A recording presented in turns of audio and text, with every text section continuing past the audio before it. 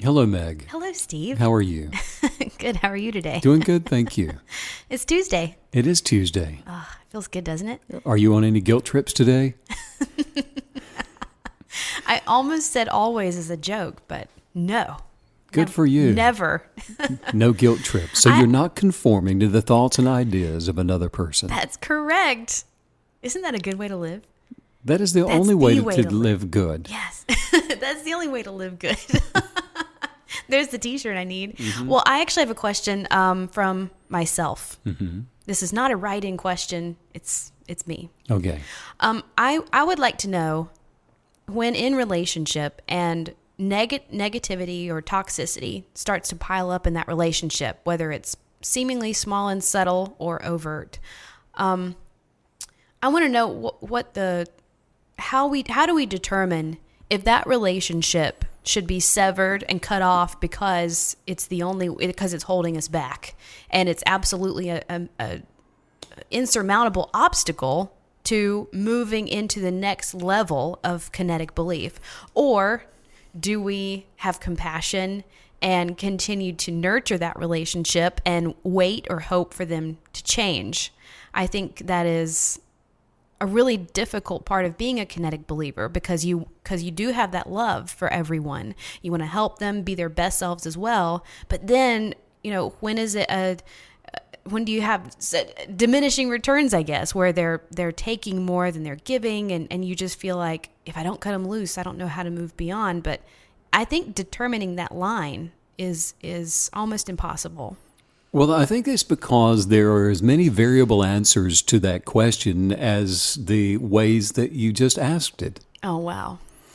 Because it depends on the circumstance. It depends on the other parties. It depends on, well, for example, take a person who is being physically, the worst case scenario, physically abused in a relationship. Yeah.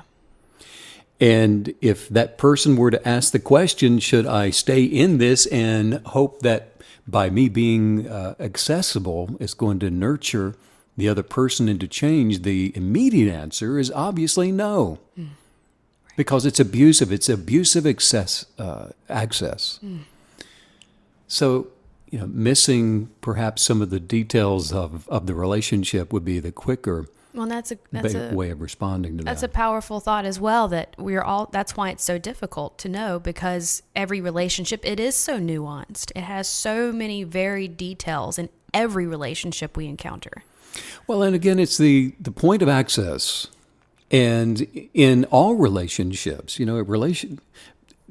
because it's a relationship doesn't mean it's a good one. We're relating with the world around us. We are relating with the alligators in the lake behind us. It doesn't mean we're swimming with them, but we relate with them. We relate with creation and the world around us. So what is a proper relationship? And that's where the assessment of what that thing or source or person or whatever it is, the understanding what that is now how we determine that we're going to relate with it. Are you a proponent of taking breaks in relationships to see how it affects you? If it's a positive outcome? Or is it all or nothing? I would say no, because effect is the giveaway, in that if we believe that we need to change how we relate in a relationship with something to see how it affects us, then we are being, for lack of a better word, lorded over by effect. We determine the effect of our lives. We determine who we are according to the dictates of our higher being, rather than the constructs or the effect of the world around us. That is to be victimized by the sun as it comes up and the sun as it goes down, and then all that is enjoying the effects of the same sun.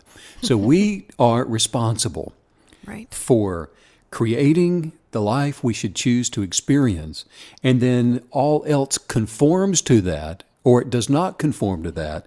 That's none of our business. We just are.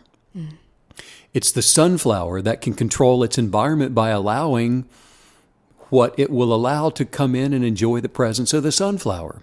The difference being that we are a higher being, And we have the authority and the dominion to choose our surroundings and to choose our environment and to put pressure on our peace and put pressure on the life that we choose to experience. Wow. So it's almost as if you're defining relationships as are they occupying our environment, or are they part of the environment? Are relationships actually part of the structure of the environment that we build and that we're cultivating for ourselves? Well, that depends on the thing that you're relating with. For example, the alligator. If you're putting pressure on the sanctity of your flesh, of your body, then chances are the alligator is not going to be part of your immediate surroundings and your immediate environment, because you have determined on purpose what the piece of your environment will look like. Well, and this feels, it's sort of hitting me now. This reminds me of when you tell us that when you are struggling to make a decision, you are typically struggling because you want to do the wrong thing. That's exactly right. It's hard. Yeah, when somebody says, this is really hard for me, I don't know what to do, it's hard because, like you said, you want to do the wrong thing rather than doing what you know to be right. It's amazing how often I hear your voice. Literally and metaphysically. Yes. Well, me, of course. But it's interesting, because that really did just pop in. That's a seed of knowledge that's now serving us and revealing itself to be an eternal truth that we can rely on and stand on when asking, well, today, this specific question. Proper relationships comes from, first of all, determining what is good for you, and then, like the rays of the sun, allow that to move out and to illuminate everything that is around you in your sphere of influence. And then the access of things or people around you that want to relate properly to edify and encourage and celebrate and champion you has an equal opportunity in that relationship. Wow. Well, and going back to the beginning of the conversation, it's the nuance that can get you, that you can get so tangled up in, because not only does the nuance allow you to make excuses to keep those relationships, but it's almost as if the pressure is on, it makes you feel like the pressure is on you to judge and pass judgment on a person to sort of talk yourself into the need to sever that relationship or brutally change it in some way. That's correct. And one of the biggest obstacles to most people living the kind of life and manifesting their highest desires is being sentimental. Bringing things in from their past through a sense of obligation or even a sense of guilt that you have got to allow this thing, be it negative or positive, to have access to you. Wow. The sentimentality of possession will destroy most lives. Well, and that just hit me really hard, that word sentimental, because I typically think of the word obligation, but sentimentality, it's almost sort of this supercharged version of obligation. Like it's obligation, but on steroids. Guilt. Because it has so much history attached to it. Right. What a thing to watch out for. What a trap that we can fall into. Right. If you find yourself doing things that you would rather not do, that you know aren't good for you, having conversations that are not good for you or anybody else, check your motive. And if the motive is one out of a sense of obligation, or there's some sentimentality involved in this, a sense of having to do the thing, even if it's not good for you, well, that's all you need to know, that you've got some work to do, some mental work to do to recreate the imagination for the life that you should be living. When you approach relationships, have you always approached them pretty much the same, or have you had moments in your life where you found yourself reestablishing, for lack of a better word, standards for relating with another person? I think that this is probably the place where most people do the most work in the evolution of their own mindset. Yeah. And I don't think that it's something that can be perfected in this lifetime. All we can do is to grow and advance to become better at it today than we were yesterday. Wow. Because of the very reasons we're talking about, through a sense of obligation and sentimentalities. Well, and that pushes the question, are we how important is it to make sure that we're not forcing pieces of this journey, knowing, like, letting things happen and progress naturally as a kinetic believer? Because if it is forced, perhaps we're not ready for that. Perhaps, maybe if we force severing a relationship, was that the right thing to do? Or are we actually ready to do that? I mean, I just think relationships they can be so complicated, but things as a kinetic believer aren't supposed to be. So I think that's why, like you just said, it's one of the most difficult aspects of living from the higher self, because if you have anything really hanging on, it's probably a person. It's probably a relationship that can't transition with you, but the love and the connection makes you want to bring them along to such a deep level. Well, the word force is interesting because force, yes, the kinetic believer is using the power and authority of force, but towards self. Force being a determining factor for creating your own expectations, for, again, celebration and being championed and edified and loved unconditionally. But the pressure of the expectation is put on self, and then, therefore, on all others and all things to conform respectfully to the force that's being self-inflicted. Right. And then the infliction of the force is an affliction toward all others if it's not something that they wish to conform with. Wow. What are when you have the opportunity to enter into a new relationship, what are your requirements? When you think about what your standards, what you require to form a new relationship or to assess one that has been hanging around, what goes through your mind? What are the requirements for you to connect with people in that way? Well, the first thing to do is to recognize, first of all, we are all energy. Your energy, energetics, there is an energy to your form. In fact, what we see is not what really is.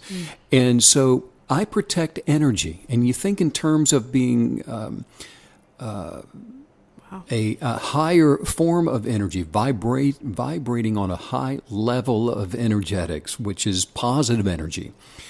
And in that we are all energy, energetics of a vibrational frequency, we can either increase an intensity of that vibrational frequency, or we are depleted. And you can feel that when somebody is depleting the virtue of your energy because they're negative, and you feel weakened and tired and fatigued after spending time with them. So know that you're communing energetically with anybody. In other words, you're sharing the feelings, you're sharing emotionally with someone else when you befriend them. You spend time with them as a friend. So it becomes imperative to myself, and should to all others, that you choose wisely people that are positive and encouraging and celebrating and championing and edifying you and themselves. It first begins with the sense of self-love. If somebody's not unconditionally loving themselves from this higher perspective energetically, then it's impossible for them to do that for you as well. So the person that shows up, hey, I've got to talk to you about all these problems, that's a negative ball of energy that's going to deplete the virtue of your energetics. Well, I feel like you just brought us across the finish line with this whole question, and we got there because the idea of approaching this from the perspective and from the posture of energetics, it cuts through all the nuance that we began by discussing. So yes, it is complicated, and yes, it is nuanced. If you're down there in the muck of it, micromanaging what he said, what she said, what they did they return the phone call, all this mess, clear all that out with the concept you just gave us of energetics. Approach it from that perspective, all your questions will be answered. And then it's only complicated if you want to do the wrong thing. It's only complicated when you are tempted to do the wrong thing.